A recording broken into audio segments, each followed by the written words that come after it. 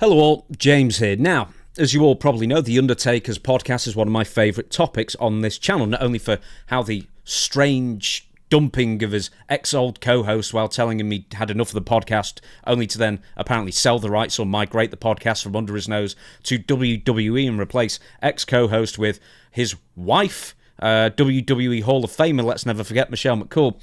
It's all a bit weirdly Machiavellian and a bit underhanded and interesting, and I like it. And apparently this is just going to keep on going, where little nuggets of information, another chapter is written that all makes it seem all the more weird and, to be honest, underhanded on the Undertaker's side anyway. Now, there is a new chapter to this story. I am, once again, it's fascinating, once again, the motives of all this. Now, I'm going to talk about why I think this has happened at the end of it, but I've got to explain everything first. If you know why the channel is being repurposed, or you've seen the Undertaker channel get repurposed and you want to skip through some of it, go to about the last third of this video and I'll talk about what's so interesting. But I'm going to briefly try and explain how we got here, and then I'm going to explain why I believe Matt Lyda, who is the ex-co-host with the Undertaker, 6 Feet Under with Mark Calaway specifically, on this independent YouTube channel, I think he's made a major mistake, and I'll explain those two things to you. So anyway, to catch you all up briefly, The Undertaker had an independent podcast with Matt Lyda, who wore flip-flops and shorts, and they talk wrestling and occasionally flog boner pills, and if they never ever used the phrase rising from the dead while doing that pitch, then somebody needs to be fired. Now, The Undertaker then got sick of doing the shows, apparently, that's what he said, despite them bringing in, no joke, hundreds of $1,000s per month. And because maybe it was laziness that he hated doing it despite making all that money, maybe his wife was pecking at his head because she wanted to be the centre of attention, not only on LFG and the WWE Hall of Fame and being in ringside constantly, but also on the podcasts. Or maybe it was a long drive to the studio, maybe he hated booking guests, maybe it was all those things, maybe it was none of those things and something else. That's not the point. All I know is if I'm getting paid hundreds of thousands per month, or at least generating that much for 1 day's work a month, by the way, I don't care what that job is, I will be doing it with a smile on my face. But anyway, it's not like hod carrying or working down a mine or anything. Just get out there. Anyway. So what is the point of this that I'm saying? Is that at the time, Matt wasn't without criticism either. Some liked him, some didn't. It happens to all of us. I'm also a wrestling co-host, and I get that. But the suspicious sale, or however it was, transference, if you maybe want to use that word, of the show, that Matt apparently co-owned from under his nose once again, and then it went to WWE, and then from people looking on the outside in, apparently he got nothing out of it, or little out of the deal. Well, anyway, the 6 Feet Under with Mark Calaway YouTube channel and podcast feed remained for a good few months after The Undertaker had quit. Now, it wasn't updated, the YouTube channel wasn't at least, beyond April 2025, somewhere around there anyway. And then June time rolled around, and lo and behold, The Undertaker and Michelle McCool are now doing 6 Feet Under with The Undertaker on podcast feeds and the WWE YouTube channel. Now, after 5 or 6 months, something like that, maybe about 5 months, these times don't matter too much anyway, I think it's just called Undertaker YouTube channel then arose, and all future episodes ended up on that channel instead. So anyway, that was all until last month that everything was living in harmony, or at least on the surface. They were both coexisting, if nothing else. And then 2 weeks ago or so, at the end of January 2026, as I record this anyway, the entire 6 Feet Under catalogue with Mark Calaway was wiped. Removed from the channel completely. Totally empty. 280 million views worth of videos wiped out. And in its place was a video of Matt Lyda, the co-host, the ex-co-host, talking about, I guess, some old school wrestling stuff. He's got his little studio, etc., thrown in some B-roll. I understand that because I was doing that with Listmania as well. But anyway, so he's now the host. There's no Undertaker, obviously, and it's now called When Wrestling Was Real with Matt Lyda. So there you go. There's a free plug for you, if nothing else. Now, I understand the motive here. There's nearly 800,000 subscribers on that YouTube channel, was at least, and surely as the co-owner and co-face of that YouTube channel, along with The Undertaker, people would be interested, maybe this is his thought process, maybe people would be interested in what I have to say as well, but evidently they're not. And once again, this is not a knock, this is not me criticising at all. This is me stating the facts, and it will become more apparent that I'm not trying to knock the guy for this. But aside from the first one, where you get some curiosity views, every other one, the other 6 videos, you add them up, you're getting about 3,000 views average per video, which is no views at all for the amount of effort he's quite clearly put into those videos that he's posted. Now, once again, unless you are a genius YouTuber such as I, and I use the word genius in the same way that people who work in an Apple store call themselves geniuses, i.e. they're not, but what I do have over most people with YouTube is well over a decade's worth of experience in keeping up with the latest trends, algorithmically wise, if that's a word. And Matt is not to have known that this is basically the worst thing that you could do, is repurpose an existing channel with a lot of subscribers and then expect people to continue watching you. Now, and I say this about him, I say this about me, I say this for about just about any podcaster out there in the wrestling sphere or most anywhere, is nobody's there for the co-host. They're there for the star. Now, they're there for The Undertaker, they're there for Stevie Richards, they're there for whoever else, Eric Bischoff or Jeff Jarrett or Jim Ross or whoever it might be. Now, the rebrand obviously hasn't gone well because there's no views there, and the reason why is because it's terrible for the algorithm, what Matt has done here. Now, once again, Matt is not to know this, but I'm going to explain something very important to you for budding YouTubers out there, or maybe just people who are interested. The way that videos get promoted to more and more people is something to do with click-through rate. So if you see a video scrolling on your homepage or on your phone, or let's say you're on your desktop and you see it on the suggested videos, that will be basically an impression. That is an impression of your video that people see. The click-through rate is the percentage of people who see that video and then click on it.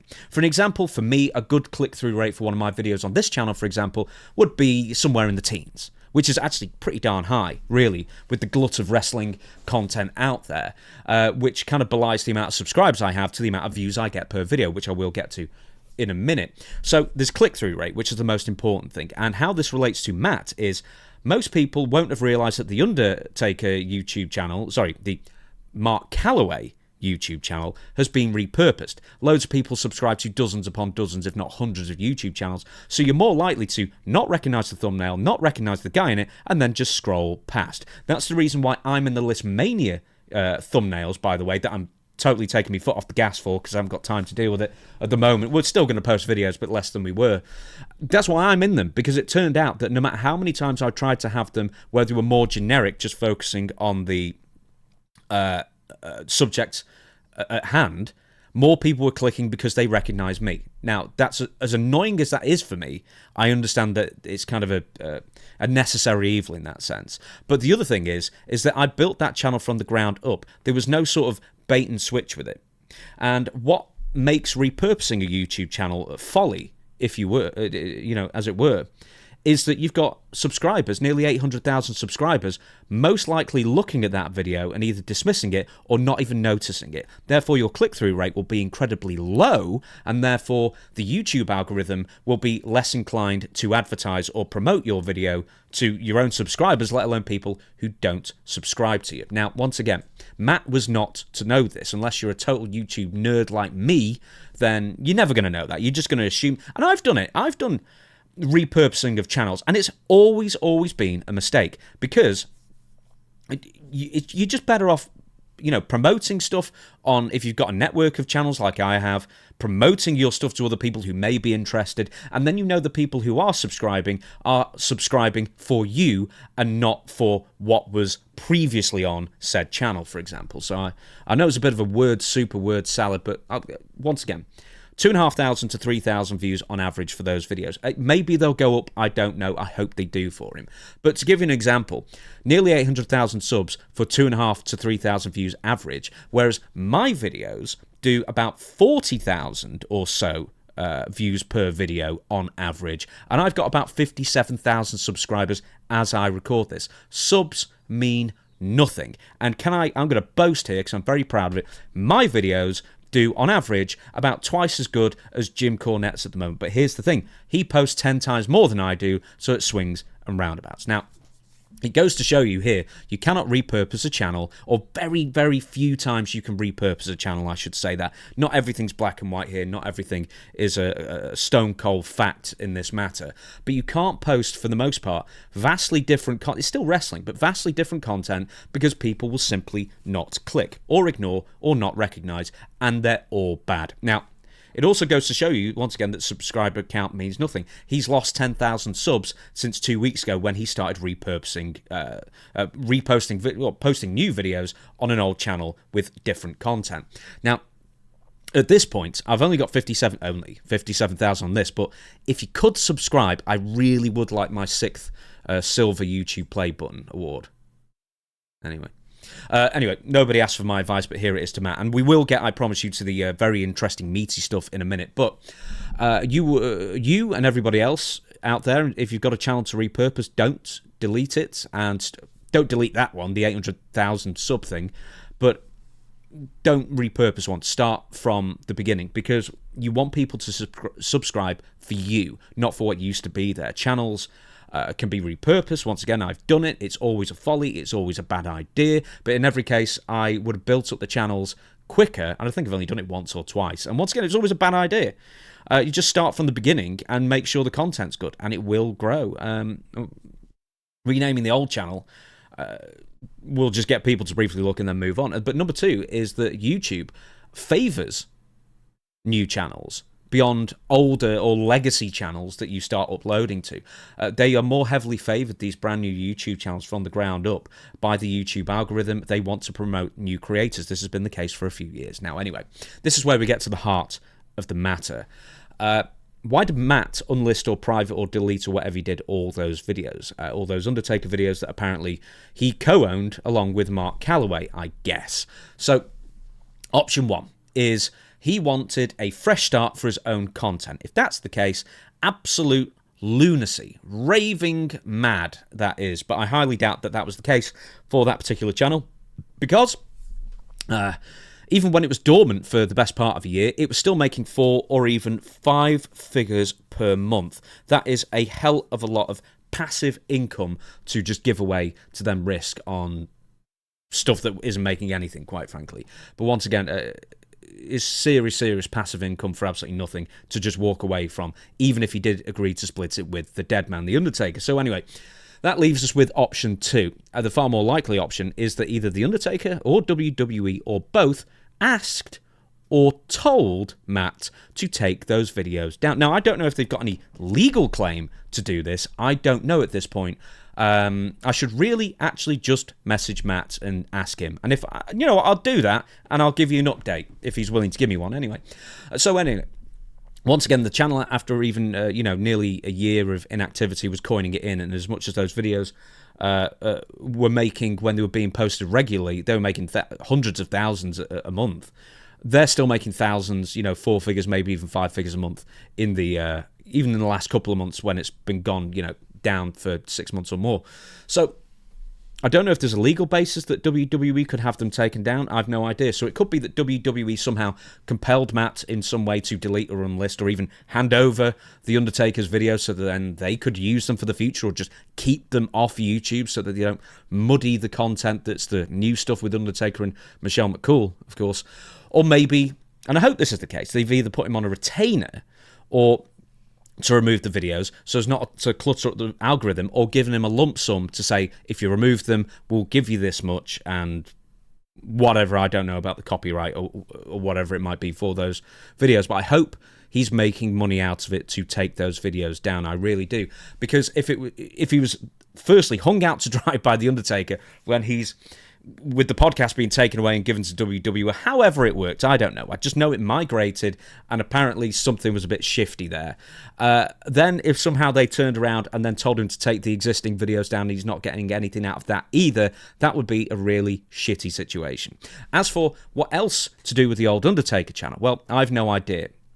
All I know is, on this basis, is that I'm one of the very lucky ones in this wrestling co-host thing, where, for whatever reason, enough people have migrated to my solo channel and subscribed to me without me really pushing it. I mean, I barely mentioned it at all on any of the other podcasts I do in a year. The only thing I'd kind of had was that I advertised my channel as like an associated channel on all my other channels, on like the channel homepage.